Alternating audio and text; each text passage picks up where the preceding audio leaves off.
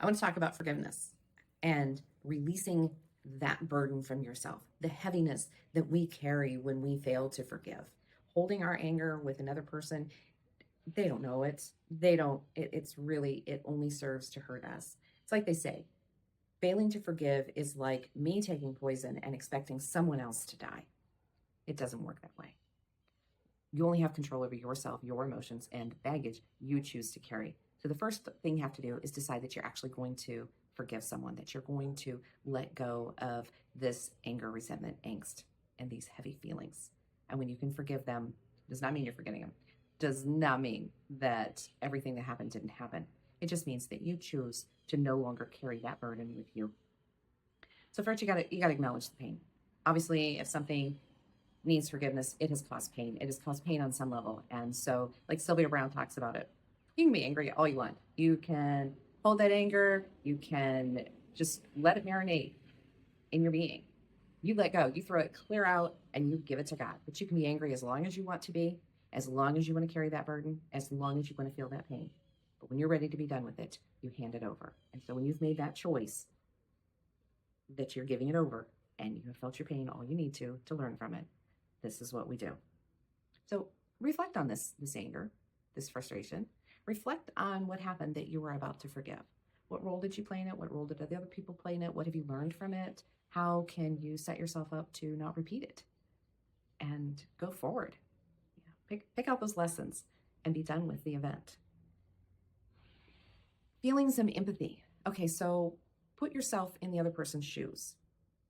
Can you understand how it happened? Sometimes we can, sometimes we can't. But just consider it. Consider it as an option of looking at, okay, seeing the other side of the story. And is that something that's real for you? And how would you like that other person to go forward with you if the tables were turned? We'll step in and remember that the forgiveness that God has given. God has forgiven us for our sins.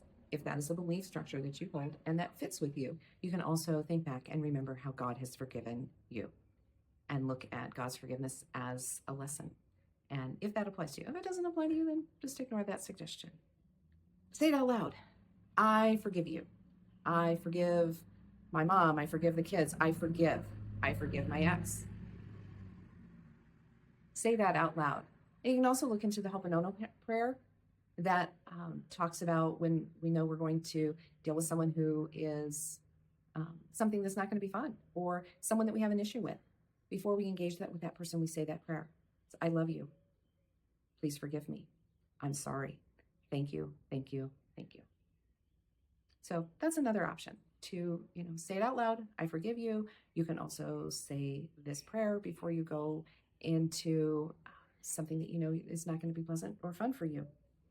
And until you have wrapped your mind around the anger and dealt with the anger, it's going to be very difficult to forgive.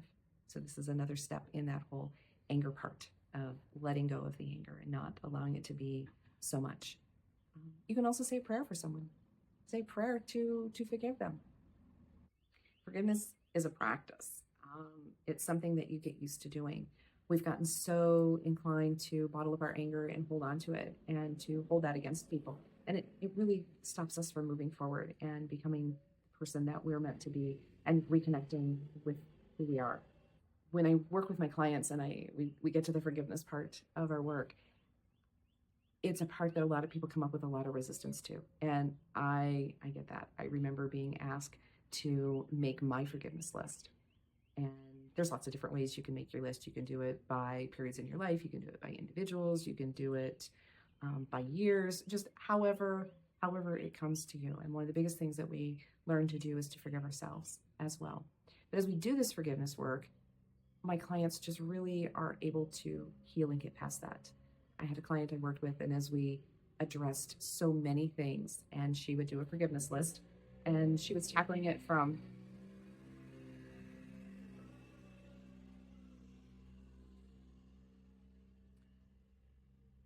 my client was tackling her forgiveness list in a progression of her life, starting with childhood issues and moving forward and looking at the people who were in her life at that time.